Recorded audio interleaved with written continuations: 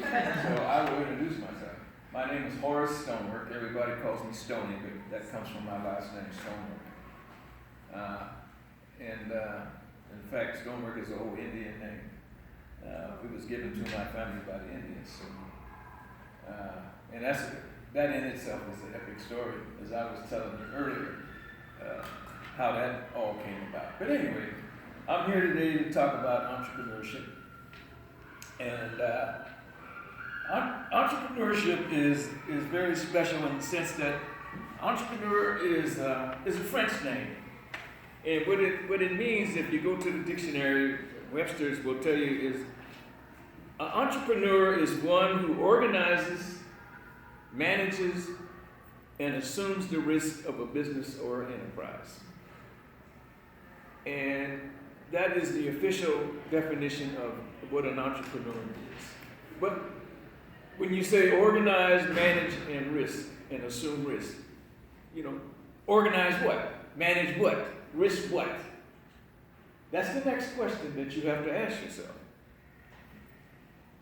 And that in itself is a huge, huge area, but I'm going to tell you what to organize, what to manage, and what to risk today.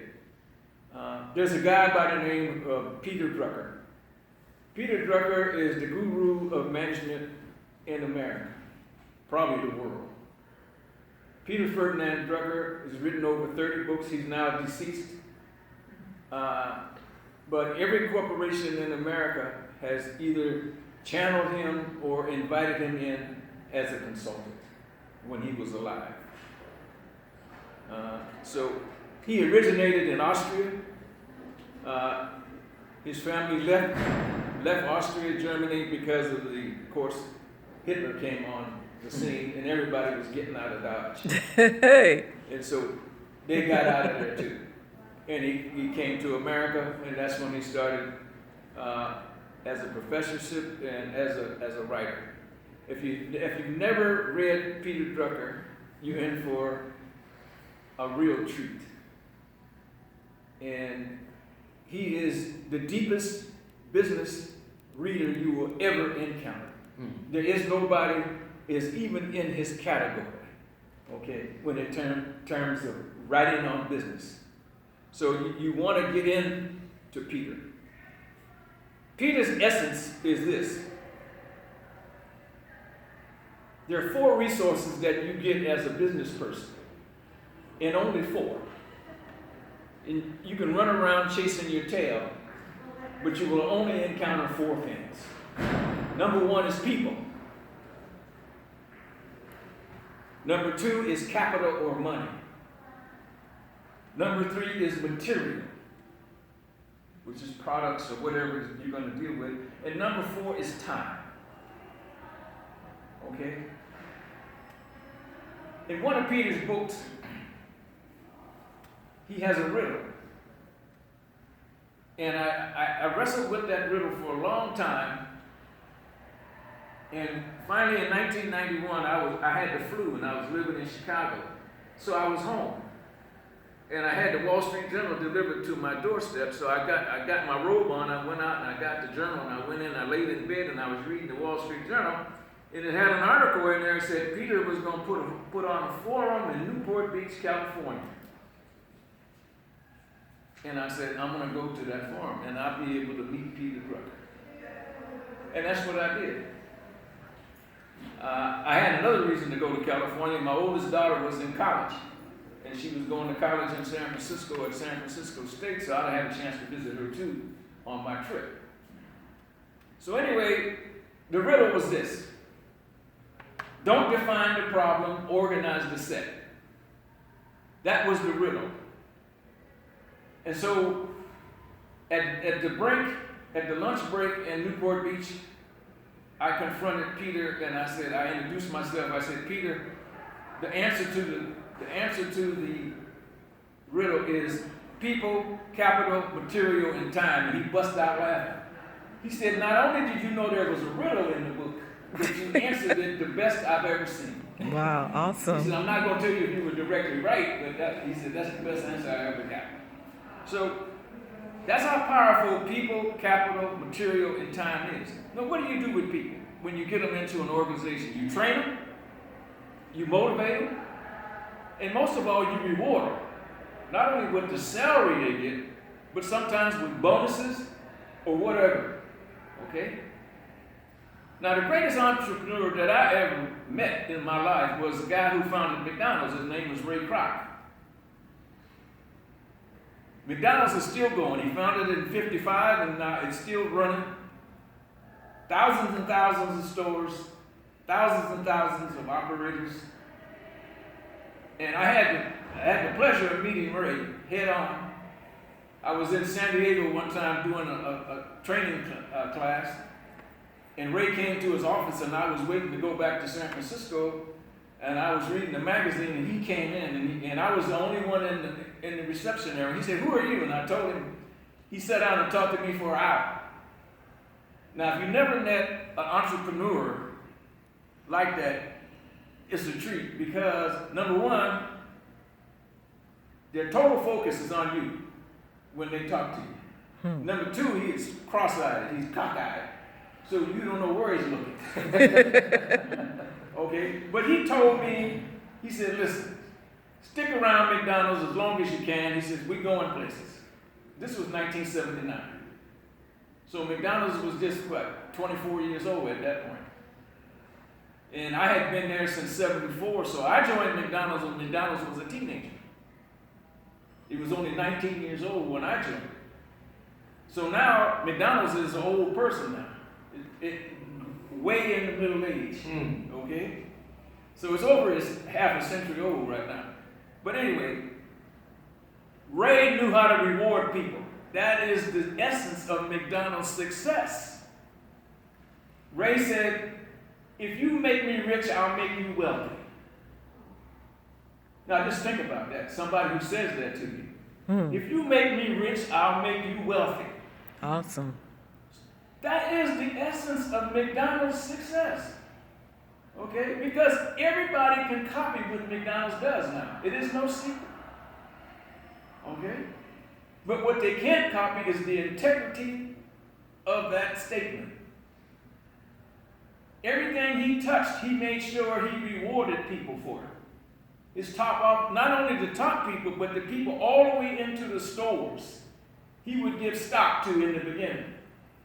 Make sure, I know guys that was running around and I said, "What you doing with that new car?" "Oh, I got the stock from Ray." He gave me 100 shares and I bought me a car. Awesome. So that's the way McDonald's grew, actually.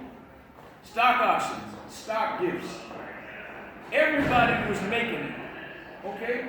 And so if you go to bed at night and you wake up in the morning and you say, "Jesus, I got that yesterday, man." What kind of work do you do? You're gonna work hard because you're getting what you need.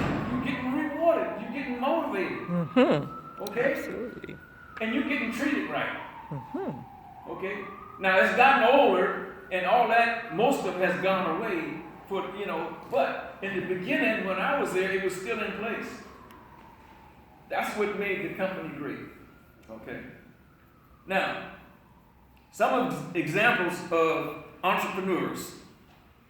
In the ancient times, I'm just going back to the caravans in Africa, in the Middle East that came across the desert. Those were entrepreneurs. The guys in the caravans, they was trading. They had to go hundreds of thousands of miles with these camels and everything. They had to battle dust storms, sandstorms, bandits, everything to be an entrepreneur. Okay? So that you talking about risk. That is really risk. The ships on the high seas, storms, ships get sunk all the time still. Okay, about 4 or 5 years ago, this ship was on its way to the Bahamas. It ran into a storm and got tore apart. Killed everybody on board. That was like 3 or 4 years ago. Right. And they're still investigating what happened. Okay, well they got overconfident as to what they could do. And Mother Nature just squished you. Wow. You get overconfident. So you take calculated risk, not risk. Mm-hmm. Calculated risk is a better term because you want to research what you do. All right? Yes. Now, Columbus was an entrepreneur. Okay? All the great, Portuguese sailors and sailors from all over the world, those are real entrepreneurs because they're taking great risks. There's always been pirates on the high seas. They still are. I can tell you some stories about recent pirates that people told me that it'll turn your blood cold. But they're out there. Recent past entrepreneurs, IBM, Mr. Watson. Okay? Hewlett Packard, HP. Apple, Steve Jobs. Microsoft, Bill Gates. Facebook, Zuckerberg. Some notables that you probably have never heard of, though, goes back, Madam C.J. Walker with her hair products. First black millionaire was a black woman. Okay? There's still, Mrs. Walker's mansion is still on the upper part of Manhattan. Her mansion is still there. You can go see it today. She was the first black millionaire in America. All right? Somebody who you would never even hear about, and the only reason I knew it is because my father had a grocery store when I was growing up. And we bought Creighton sausage. C-R-A-Y, T-O-N, Creighton sausage. He had a sausage manufacturing plant in Cleveland, Ohio. There's a street in Cleveland called Creighton Street. Old man Creighton started that business in the 40s. In the 30s, he had a sausage plant in Cleveland, Ohio. He was an entrepreneur. Not only that, he had a guy an apprentice who came and studied that sausage plant. His name was Parks. Parks Sausage in Baltimore and Washington, D.C. I see people shaking their heads. Yeah, old man Parks, apprentice under old man Creighton. Well, I knew old man Creighton because my father did business with him. 1985, I was in Washington. I had to give a speech for McDonald's. Okay? And it was in Baltimore. And I got on stage with the mayor of Baltimore, a guy named Schaefer. He later became the governor of the state. And you talk about a diarrhea of the mouth. Yo. Schaefer couldn't shut up. And he told me, he whispered to me, I was sitting like Michael was there. He said, you got 3 minutes. Okay, so I gave my speech on commitment and he shut me off after 3 minutes. But after that presentation, I went out into the crowd. They had a reception. And old man Parks was standing there. And I saw him. At this point, he was like 90 when I saw him. And I went up to him, and he was on the board of directors of the biggest bank in Philadelphia and one of the biggest banks in Pittsburgh at that point in his life. And I said, Mr. Parks? He said, yeah. And I introduced myself. I said, my name is Stonework. I said, you apprenticed with old man Creighton.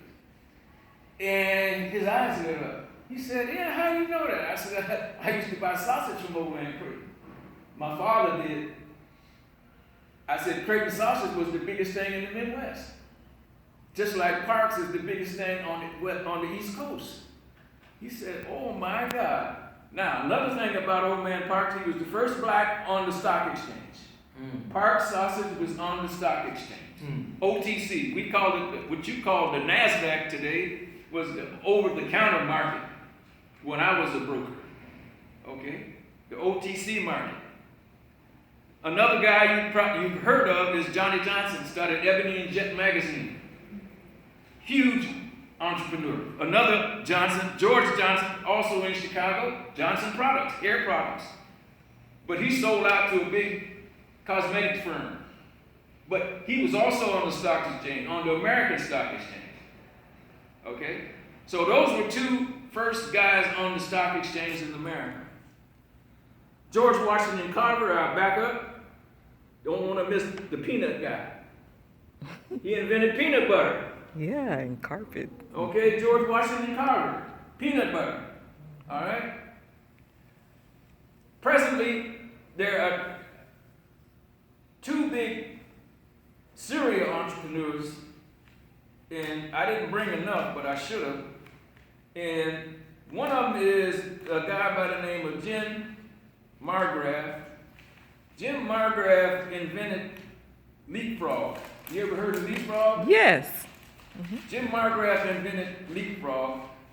And Robert Smith is the richest black man in America. Wow, I know he did that. He's worth $4.4 billion. And he's a private equity guy. He buys technology firms, puts them together, sells them, buys more, and goes on and on. The latest Forbes magazine, billionaires, go out and get it and read the article. This is the richest black man in America, Robert Smith. Twice as rich as Oprah. 4.4 billion. Okay? Now, I'm going to go back to Margraf because Margraf is a serial entrepreneur.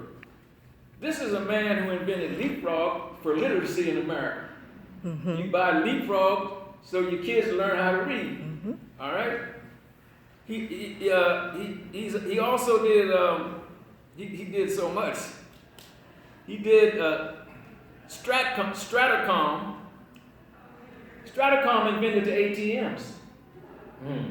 Guess what? Every time you go to an ATM, Jim Margraf is the one who's taking your money for the banks. He was the one who got that system going. All right? He also invented FlyPen, which is another company. It's improved kids' writing and math skills. He also invented ExploreTech, geographic literacy. In other words, a globe will take you where you need to go and learn about geography. We don't teach kids about geography anymore. You ask kids, and you can go to Stanford, you can go to Harvard, you can go to Yale, and ask them what the capital of Maine is, or you can ask them what the capital of California is, and they won't know. You know what I'm saying? How are they educating these kids? They don't know where anything is.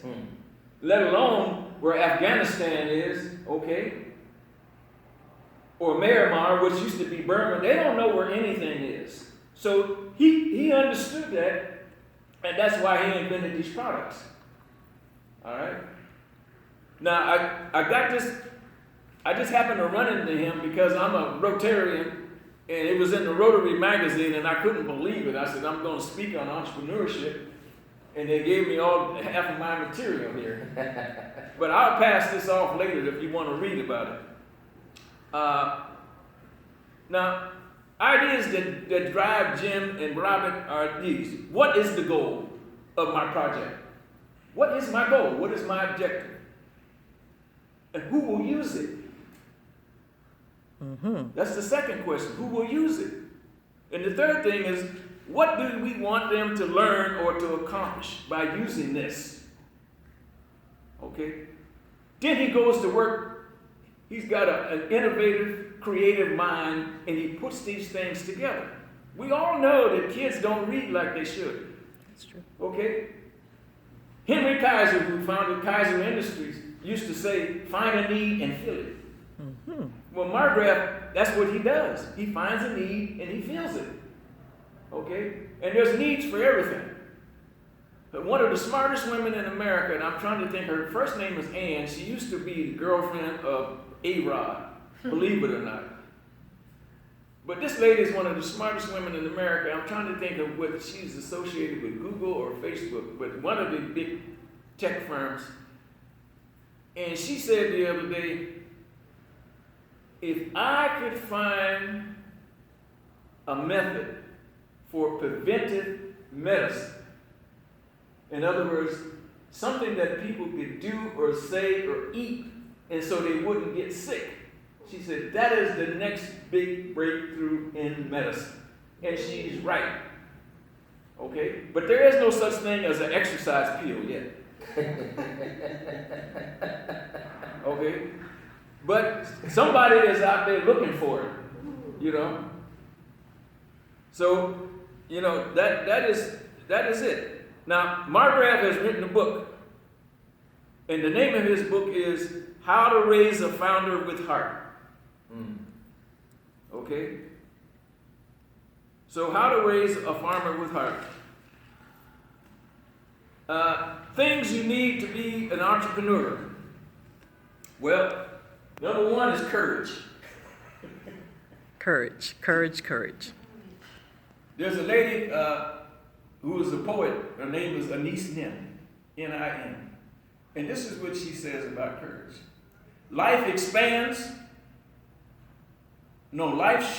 or expands in proportion to your courage. Come on. All right. So you need courage to be an entrepreneur. You need integrity. That's why Kroc was so successful with McDonald's. He was a man who had integrity. And he would tell you all the time, don't lie to me.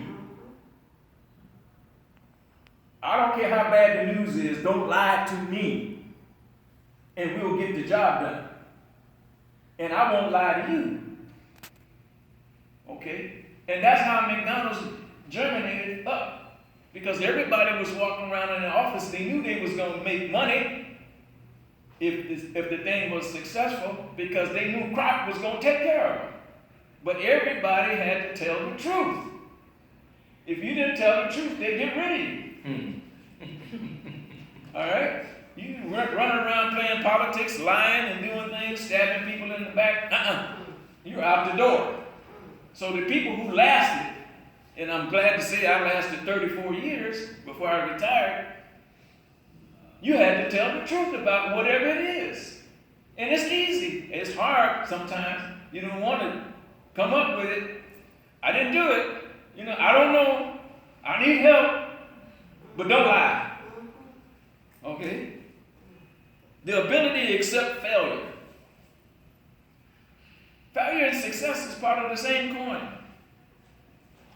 You're going to fail, but you can't stop. That's right.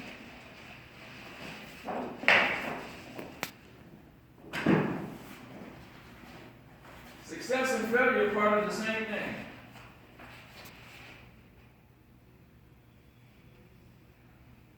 The best story I ever heard about failure and success is a guy who I'm familiar with. I never met him. I wish I would meet him. His name is Paul Tudor Jones. Tudor Jones is worth about 10 billion. He's the biggest commodity trader in America. Okay? And he tells his story. A friend of his called him and said, Paul, I want you to talk to my son's graduating class down in Los Angeles. He's 14. I want you to talk to his class. They're going from middle school into high school. And I want you to talk about how you're successful. He said, okay. He said, but the name of my speech is failure. He called it perfect failure. Okay? He said, let me tell you what I mean by perfect failure. He's talking to these 14-year-old boys at his private school in Los Angeles, exclusive. Cost $50,000 a year to go to high school. But this is what Paul told them. He said, number one is, he says, when I was in high school, I was 5'5" and I liked to play basketball. He said, and I went out with the basketball team, and the coach said, well, you can come out for the team, but you probably ain't gonna play. He said, and that was right. He said, so my senior year, coach felt sorry for me. So he put me in. He said, Paul, get out there and do something. And so the other players knew that, this was his last try. So he got out, and every time he got the ball, the other team had heard the coach. Every time he got the ball, they got him. And they knocked the ball away from him. His father was in the stands. So when the game was over with, he didn't make a point. So he was walking to the locker room, and his father came, run up beside him and said, Paul, forget it. You're not 6'4" or 6'5" or anything. He says, and those big guys are going to beat you down all the time. He said, what you need is another sport.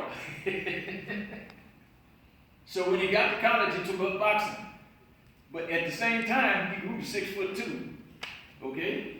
So he got to be 6'2". He became the best boxer in his college.